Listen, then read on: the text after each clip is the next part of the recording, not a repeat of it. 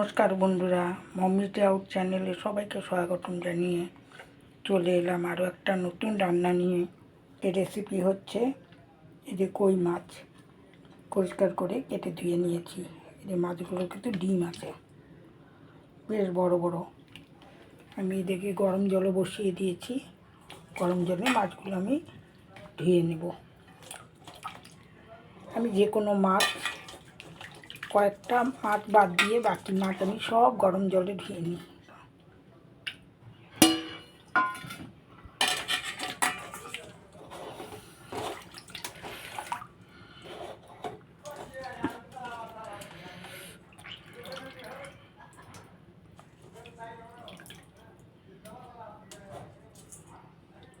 মাছগুলোকে ধুয়ে নিলাম, কড়াই বসিয়ে দিলাম। মাছগুলোকে হলুদ লবণ দিয়ে মেখে আমি ভেজে নিব।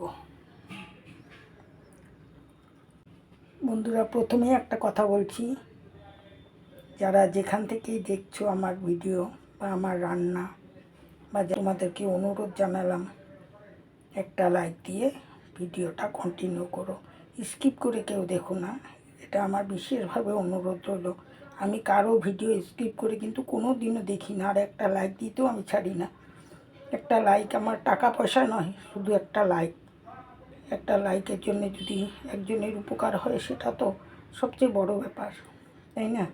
তাই একটা লাইক দিতে কেউ ভুল বুঝো না, একটা লাইক দিয়ে সকলেই কন্টিনিউ করো।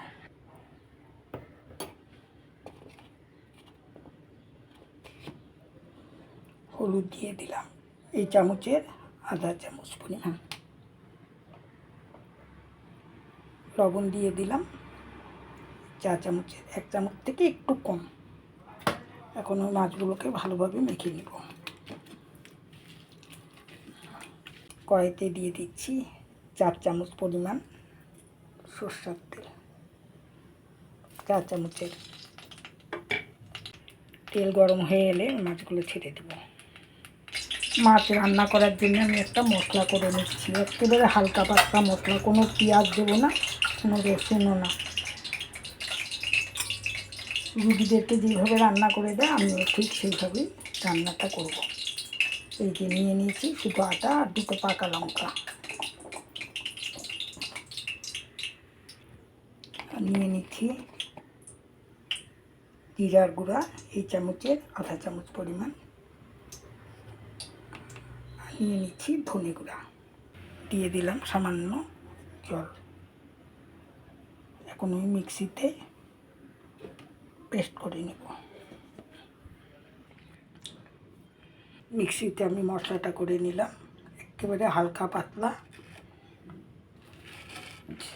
এখন ওই মাছগুলো ভেজে নিব। তেলটা আমি ভালোভাবে গরম করে নিলাম, এখন মাছগুলো এক এক করে ছেড়ে দেব।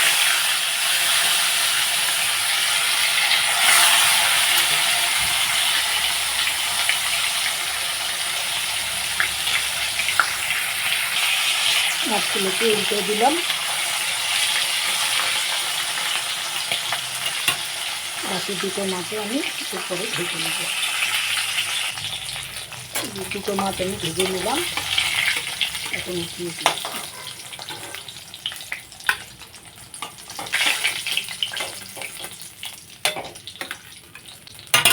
বাকি 2টো মাছ আমি ছেড়ে দিচ্ছি।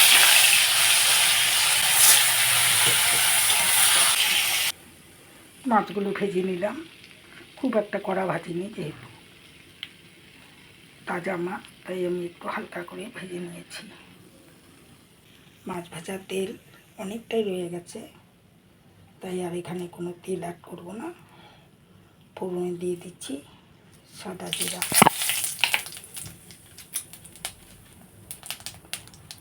তেজপাতা। আমি 2টো আলু ধুয়ে নিয়েছি পরিষ্কার করে।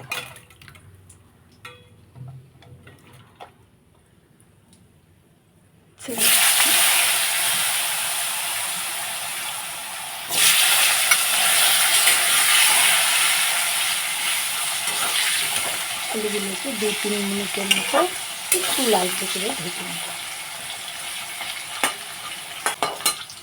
যারা আমার এই চ্যানেলে নতুন তারা প্লিজ একটা সাবস্ক্রাইব করে পাশে থেকো, বেল আইকনটাকে প্রেস করে রেখো, যাতে আমার রান্না বা যে কোনো ভিডিও নোটিফিকেশন সবার আগে তোমাদের কাছে পৌঁছায়। আলুগুলোকে একটু লালচে করে ভেজে নিলাম। এখন আমি এখানে হলুদ লবণ দিয়ে দিয়েছি। এখন মশলাটা দিয়ে দিচ্ছি। আলুর সঙ্গে আমি মশলাটাকে ভালোভাবে কষিয়ে নেব। দিয়ে দিচ্ছি মশলার বাটি ধোক। তো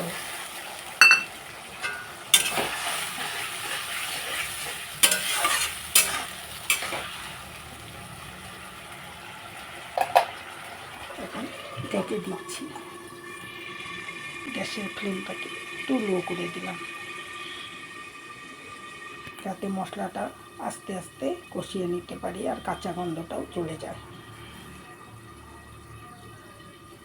তোমরা চাইলে পেঁয়াজ রসুন ব্যবহার করো, এই কই মাছ রাখতে পারো, কিন্তু এই কই মাছের ঝোলটা পাতলাই খুব ভালোবাসি, তাই আমি পাতলাই একেবারে অল্প মশলা দিয়ে রান্নাটা করছি। একটা খুলে দিলাম, আলুও সিদ্ধ হয়ে যাচ্ছে। এখন দিয়ে দিচ্ছি পরিমাণ মতো জল।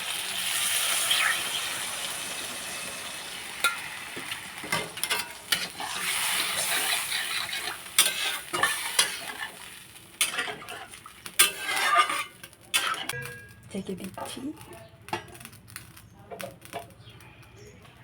ঝোলটা ফুটে এলেই আমি মাছ দিয়ে দেবো। বন্ধুরা, এই ঝোল কিন্তু ফুটে এসেছে, দেখো। এখন আমি দিয়ে দিচ্ছি মাছগুলো, ঢেকে দিচ্ছি। 2 মিনিট পর ঢাকনা খুলব। আমার এই রান্নাটা কেমন লাগলো কমেন্ট বক্সে কমেন্ট করে জানিও। 2 মিনিট পর ঢাকনা খুলে দিলাম। এখন আমি নিয়েছি ধনেপাতা কুচি। এখন আমি ধনেপাতা কুচিগুলো ছড়িয়ে দিচ্ছি ঝোলের উপরে।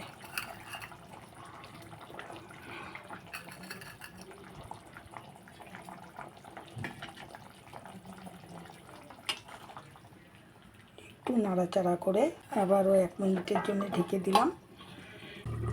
1 মিনিট পর ঢাকনা খুলে দিলাম।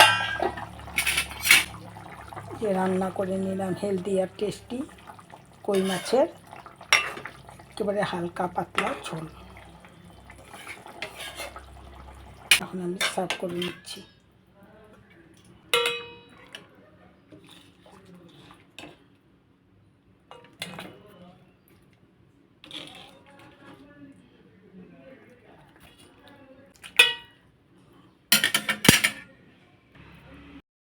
সবার সুস্থ মঙ্গল কামনা করে আজ এই পর্যন্তই। আবার নতুন রান্না নিয়ে তোমাদের সঙ্গে দেখা হবে।